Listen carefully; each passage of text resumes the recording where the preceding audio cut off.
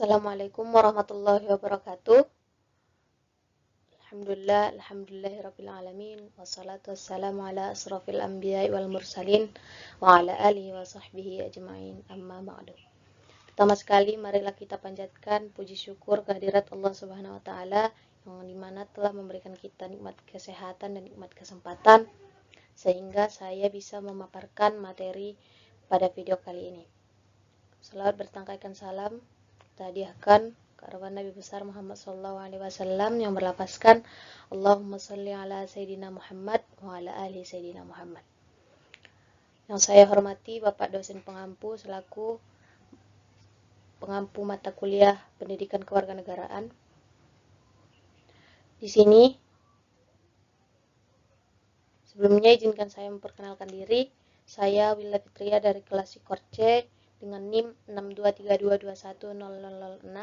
Di sini saya akan memaparkan materi bab 1 yaitu dengan materi Hakikat Pendidikan Kewarganegaraan.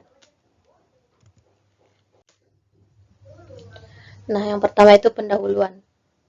Pendidikan kewarganegaraan merupakan bagian penting dalam membentuk karakter dan kesadaran berbangsa dan bernegara.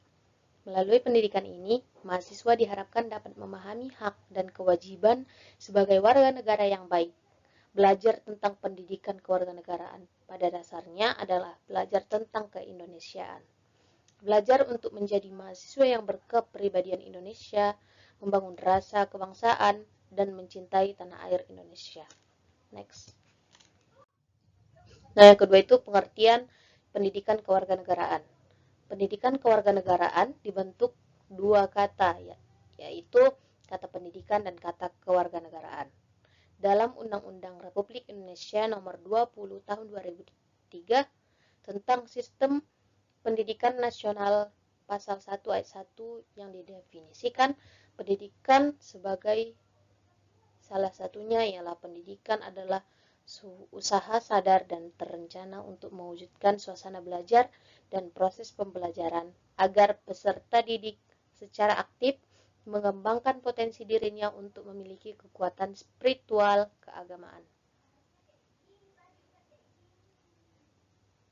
Di antaranya ada pengendalian diri, kepribadian, kecerdasan, akhlak mulia, serta keterampilan yang diperlukan dirinya dan masyarakat, bangsa, dan negara. Selanjutnya, yaitu menggali sumber historis, sosiologis, dan politik pendidikan kewarganegaraan di Indonesia. Secara historis, pendidikan kewarganegaraan telah berkembang sebelum Indonesia merdeka. Kebangkitan nasional ditandai dengan berdirinya Budi Utomo pada 1908 yang memicu kesadaran kebangsaan. Setelahnya, berbagai organisasi seperti Syarikat Islam, Muhammadiyah, dan lainnya muncul untuk melawan penjajah. Nah, pada tahun 1928, Sumpah Pemuda menegaskan identitas bangsa Indonesia. Di era ini, 1930-an, organisasi kebangsaan semakin berkembang mengusung cita-cita kemerdekaan Indonesia akhirnya merdeka pada tahun 1945. Yang dimana tepatnya pada tanggal 17 Agustus 1945. Melalui perjuangan yang panjang dengan Soekarno dan Hatta memproklamasikan kemerdekaan. Meski demikian, bangsa Indonesia harus berjuang mempertahankan kemerdekaan dari upaya penjajah yang enggan pergi dari Indonesia. Next. Tadi kita sudah membahas sumber secara historis. Kemudian yang selanjutnya secara sumber sosiologis yang berkaitan dengan aspek sosial budaya masyarakat Indonesia yang mempengaruhi perkembangan pendidikan kewarganegaraan. Memahami bagaimana Pancasila dapat mengakomodasikan keberagaman serta kesamaan di tengah masyarakat Indonesia, sekaligus menyatukan dalam satu kesatuan Indonesia. Dengan Indonesia yang kaya akan keberagaman budaya, pendidikan PKN harus mengajarkan pentingnya toleransi, persatuan dalam perbedaan, dan rasa kebangsaan. Seluruh pemimpin bangsa membakar semangat rakyat untuk mengusir penjajah yang hendak kembali menguasai dan menduduki Indonesia yang telah dinyatakan merdeka.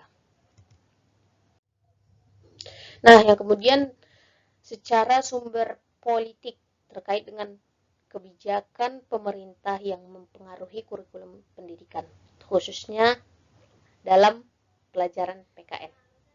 Pancasila sebagai dasar negara menjadi landasan politik yang mengarahkan pengajaran PKN di Indonesia.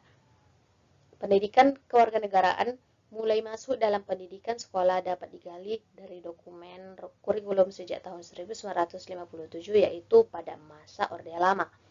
Mata pelajaran ini membahas kewarganegaraan, sejarah kebangkitan nasional, serta politik kenegaraan untuk membangun karakter bangsa.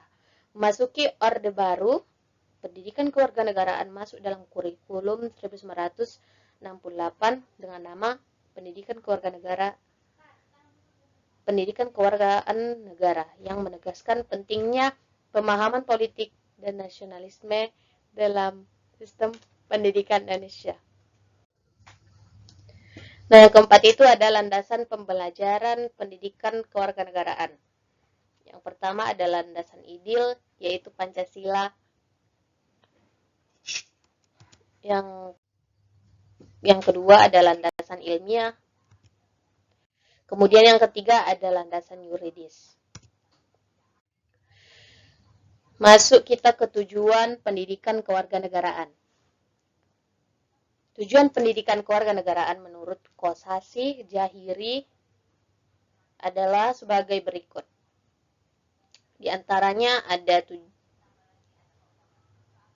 secara umum, tujuan pendidikan kewarganegaraan harus ajak dan mendukung keberhasilan pencapaian pendidikan nasional. Secara khusus, tujuan pendidikan kewarganegaraan yaitu membina moral yang diharapkan diwujudkan dalam kehidupan sehari-hari, yaitu perilaku yang memancarkan iman dan takwa terhadap Tuhan Yang Maha Esa dalam masyarakat yang terdiri dari berbagai golongan agama. Perilaku yang bersifat kemanusiaan yang adil dan beradab, perilaku yang mendukung kerakyatan yang mengutamakan kepentingan bersama di atas kepentingan perseorangan dan golongan, sehingga perbedaan pemikiran, pendapat, ataupun pendidikan diatasi melalui musyawarah mufakat, serta perilaku yang mendukung upaya untuk mewujudkan keadilan sosial bagi seluruh rakyat Indonesia. Nah, mungkin itu saja pembahasan materi pada hakikat pendidikan kewarganegaraan. Sekian dan terima kasih. Assalamualaikum warahmatullahi wabarakatuh.